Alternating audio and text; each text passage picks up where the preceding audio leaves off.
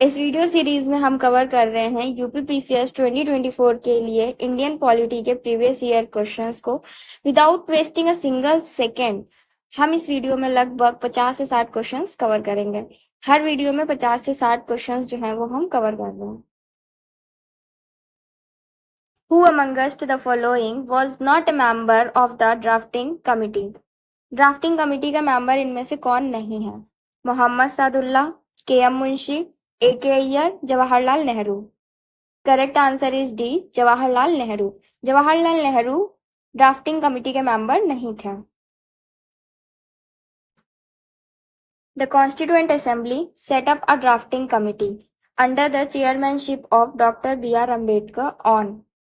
Constituent assembly ने drafting committee setup की under the chairmanship of doctor B R Ambedkar. किस तारीख को की?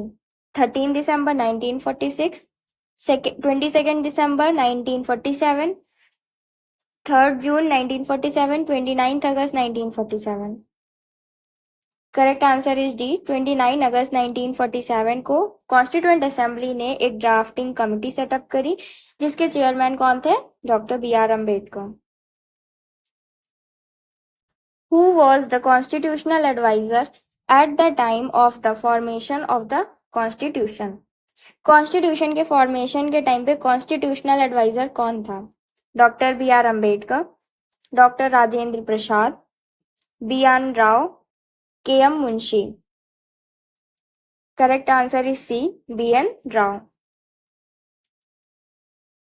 Next question is the first draft of the constitution was prepared by. Constitution का पहला draft किसके द्वारा प्रिपेयर किया गया? B R Ambedkar, B N Rao, K Santhanam, K M Munshi. Correct answer is B, B N Rao. B N Rao के द्वारा पहला ड्राफ्ट कॉन्स्टिट्यूशन का प्रिपेयर किया गया। When did the Constituent Assembly adopt the national flag? Constituent assembly ने नेशनल फ्लैग कब adopt किया? 22 July 1947 को। Who was the chairman of the National Flag Committee? National flag committee के चेयरमैन कौन थे? Doctor Rajendra Prasad. Consider the following statements. हमें ये 3 statement दिए हैं और बताना है कि कौन सा स्टेटमेंट करेक्ट है। The design of national flag was adopted by the constituent assembly of India on 22 July 1947। Second statement है the wheel of national flag has 21 spokes. 21 spokes होते हैं क्या? नहीं, 24 स्पोक्स होते हैं। The ratio of the width of the national flag to its length is 3:4। तो इसका correct answer हो जाएगा 1 ओनली। सिर्फ पहला स्टेटमेंट सही है कि जो डिजाइन है नेशनल फ्लैग का उसको अडॉप्ट किया गया था कॉन्स्टिट्यूएंट असेंबली के द्वारा ऑन 22 जुलाई 1947 को। व्हील जो होता है नेशनल फ्लैग में उसमें टोटल 24 स्पोक्स होते हैं और नेशनल फ्लैग का रेशियो जो होता है वो कितना होना चाहिए? 2:3 का। तो सिर्फ पहला स्टेटमेंट ही करेक्ट है। नेक्स्ट क्वेश्चन है when was the third reading of the Indian constituent assembly started? Third reading constituent assembly की कब स्टार्ट हुई थी? तो यहाँ पे जो ऑप्शंस दिए हैं ये चारों में से कोई भी नहीं है। करेक्ट आंसर होगा 17 नवंबर 1949। 17 नवंबर 1949 को थर्ड रीडिंग स्टार्ट हुई थी ऑफ इंडियन कॉन्स्टिट्यूएंट असेंबली की। The constitution of India was completed on. India का कॉन्स्टिट्यूशन किस तारीख को कंप्लीट हो गया था? नवंबर 26, 1949। 26 नवंबर 1949 को कॉन्स्टिट्यूशन हमारा पूरी तरीके से तैयार हो गया था। Indian constitution was adopted by the constituent assembly on. Indian constitution को कॉन्स्टिट्यूएंट असेंबली के द्वारा कब अडॉप्ट किया गया था? अगर आपसे पूछे कि कॉन्स्टिट्यूशन के अडॉप्शन डेट क्या है तो उसका करेक्ट आंसर होगा 26 नवंबर 1949। The constitution of India was adopted on which date? India का कॉन्स्टिट्यूशन किस तारीख को अडॉप्ट किया गया? 26 नवंबर 1949। Constitution of India came into force on. जब आपसे पूछे कि कॉन्स्टिट्यूशन इंडिया का कब फोर्स में आया, तो उसका करेक्ट आंसर होगा 26 जनवरी 1915। दो वर्ड है यहाँ पे, ठीक है, एक है अडॉप्ट और एक है फोर्स। एडॉप्शन डेट है 26 नवंबर 1949 और फोर्स की डेट क्या आएगी, 26 जनवरी 1950। Indian constitution was adopted bye. Indian constitution किसके द्वारा अडॉप्ट किया गया? Constituent assembly, British parliament, governor general, Indian parliament. Correct answer is A, constituent assembly. Constitution was adopted by the constituent assembly on. एक ही question कितनी बार repeat हो जाता है? Constitution was adopted by the constituent assembly on 26 नवंबर 1949। The Constitution of India was enacted on 26 November 1949 by the Constituent Assembly. Constitution India का जो enact किया गया 26 नवंबर 1949 को, वो किसके द्वारा किया गया? कॉन्स्टिट्यूएंट असेंबली के द्वारा। The Constitution of India was adopted and enacted on 26 November 1949. Constitution day of India is celebrated on. India का कॉन्स्टिट्यूशन डे किस दिन सेलिब्रेट किया जाता है? 26 नवंबर। B R Ambedkar was elected to the constituent assembly from. B R Ambedkar को elect किया गया था कॉन्स्टिट्यूएंट असेंबली में, कहाँ से इलेक्ट किया गया था? वेस्ट बंगाल से, बॉम्बे प्रेसिडेंसी से, मिडिल इंडिया या फिर Punjab? Correct answer is B, Bombay presidency से। In which year was Janagan Man adopted as the national anthem of India? Janagana Mana को कब अडॉप्ट किया गया as a national anthem? Correct answer is C, 1950। The state emblem was adopted by government of India on. Emblem को कब adopt किया गया government of India के द्वारा? 26 जनवरी 1950 को। Deferment of adult franchisee for 15 years was advocated in Constituent Assembly by. Correct answer is C, Maulana Azad. Who amongst the following advised that the Indian National Congress should be disbanded as a political party after independence of India? Correct answer is Mahatma Gandhi. ऐसा महात्मा गांधी ने कहा था। Who was the president of Indian National Congress at the time of partition of India? Indian National Congress का president कौन था at the time of partition of India? Correct answer is J B Kripalani. In their nationalist reaction, the founding fathers of Indian Constitution tended to minimize the importance of minority interest and emotions. This view is credited to. Correct answer is D, Ivor Jennings. Constituent Assembly was Congress and Congress was India. Who said this? Constituent Assembly Congress है, कांग्रेस ही India है, ये किसने कहा? Correct answer is A, Austin ने कहा। Who said India is a quasi federal state? India को quasi federal state किसने कहा? केसी वेयर। केसी वेयर ने इंडिया को क्वाजी फेडरल स्टेट कहा। Who in the beginning presented the idea of the Indian Constituent Assembly in pre-independence days? Correct answer is M.N.. Roy. Pre independence से पहले, सबसे पहले ये आइडिया किसने रखा था इंडियन कॉन्स्टिट्यूएंट असेंबली बनाने का? करेक्ट आंसर होगा एम.एन. रॉय ने। How many women members were there in the constituent assembly? 15, 13, 12, 10? Correct answer is 12। कितनी विमेन मेंबर्स थी कॉन्स्टिट्यूएंट असेंबली में? Total number of womens were 12। Who speaks of India's self-reliant social system? The rural system in India is a tiny republic. ऐसा किसने कहा है? Charles Metcalfe. The state and the central government derive power from. State और central government को power कहाँ से मिलती है? Correct answer is the constitution of India. The idea of preamble has been borrowed in Indian constitution from the constitution of. Indian constitution में preamble होना चाहिए, ये आइडिया किस कॉन्स्टिट्यूशन से लिया गया? Correct answer is D, USA के constitution से ये आइडिया आया। The concept of judicial review in the India has been adopted from the constitution of. Indian constitution में जुडिशियल रिव्यू का कॉन्सेप्ट किसके कॉन्स्टिट्यूशन से आया? Correct answer is B, USA. Judicial review का कॉन्सेप्ट भी यूएसए के constitution से ही आया है। In Indian political system which one is supreme. Indian political system में सबसे ऊपर किसे रखा जाता है? The supreme court, the constitution, the parliament या फिर religion? Correct answer is B, the constitution.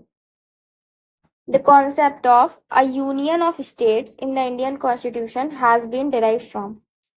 Indian constitution में ये जो कॉन्सेप्ट है अ यूनियन ऑफ स्टेट्स, ये कॉन्सेप्ट कहाँ से आया है?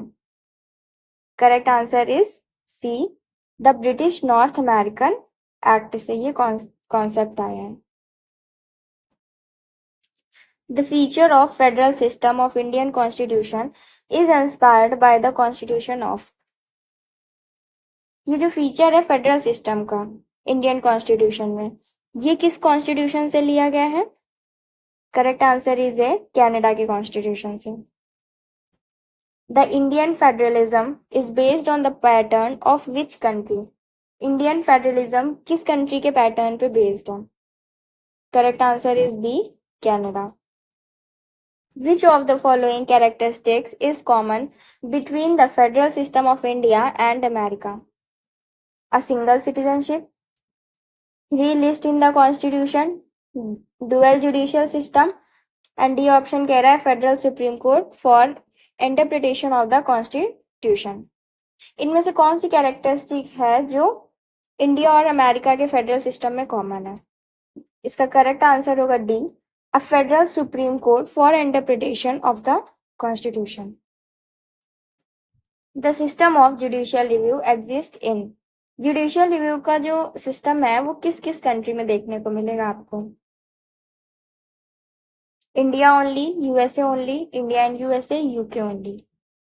Correct answer is C, India and USA. ये कॉन्सेप्ट हमने यूएसए के कॉन्स्टिट्यूशन से लिया है और ये आपको इंडिया और यूएसए में ही सिर्फ देखने को मिलेगा। Concurrent list included in Indian constitution is given by. Correct answer is B, Australia. Indian constitution में जो कंकरेंट लिस्ट है, तीन लिस्ट होती है ना, union list, state list and then concurrent list.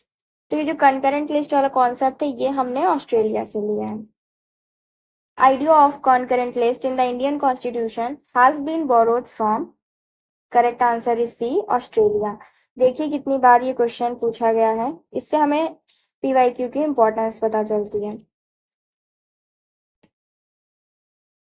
The framers of the Constitution of India borrowed the concept of concurrent list described in the 7th schedule from the Constitution of Australia.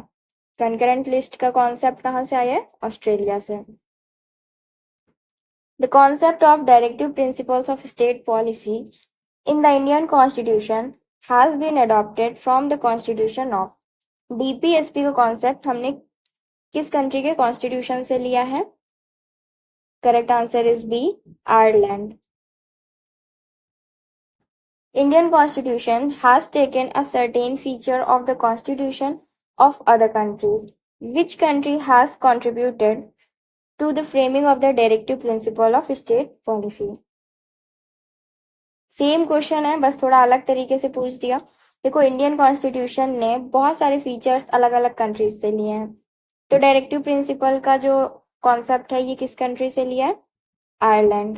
Correct answer is Ireland. in giving representation to talent, experience, and service in the composition of Council of States. The constitution makers of India were influenced by the example of. Correct answer is A. Irish Republic. Which of the following is not correctly matched? इनमें से कौन सा correctly matched नहीं है? Fundamental rights USA, DPSP Ireland, residual powers of center Australia, emergency powers Germany. देखो जो fundamental rights हैं उसका कॉन्सेप्ट यूएसए के कॉन्स्टिट्यूशन से आया है, डीपीएसपी आयरलैंड से आया है, एमरजेंसी जर्मनी, लेकिन जो रेजिडुअल पावर ऑफ सेंटर है वो हमने ऑस्ट्रेलिया से नहीं लिया है। वो हमने कहाँ से लिया हुआ है ये आप हमें कमेंट सेक्शन में बताइए। Correct answer is C, residual powers of centre Australia से नहीं आया। The idea of fundamental rights was borrowed from the constitution of. Fundamental rights का आइडिया किसके कॉन्स्टिट्यूशन से आया है? Correct answer is A, USA. Concept of fundamental duties has been taken from. Fundamental duties का concept कहाँ से आया? Correct answer is C, Russian constitution से। पहले इसको कहते थे यूएसएसआर जब हमने ये कॉन्स्टिट्यूशन अडॉप्ट किया। देखते हैं सोर्सेज ऑफ द कॉन्स्टिट्यूशन, यानी किस कॉन्सेप्ट को हमने किस कंट्री के कॉन्स्टिट्यूशन से लिया है या फिर उसे कहाँ से लिया गया है, ये हमें पता चलता है सोर्सेज ऑफ कॉन्स्टिट्यूशन से। ठीक है। Major portion of Indian constitution is borrowed from the government of India act 1935। आधे से ज्यादा कॉन्स्टिट्यूशन तो हमने गवर्नमेंट ऑफ इंडिया एक्ट 1935 से लिया है। गवर्नमेंट ऑफ इंडिया एक्ट 1935 को blueprint of the Indian constitution भी कहा जाता है।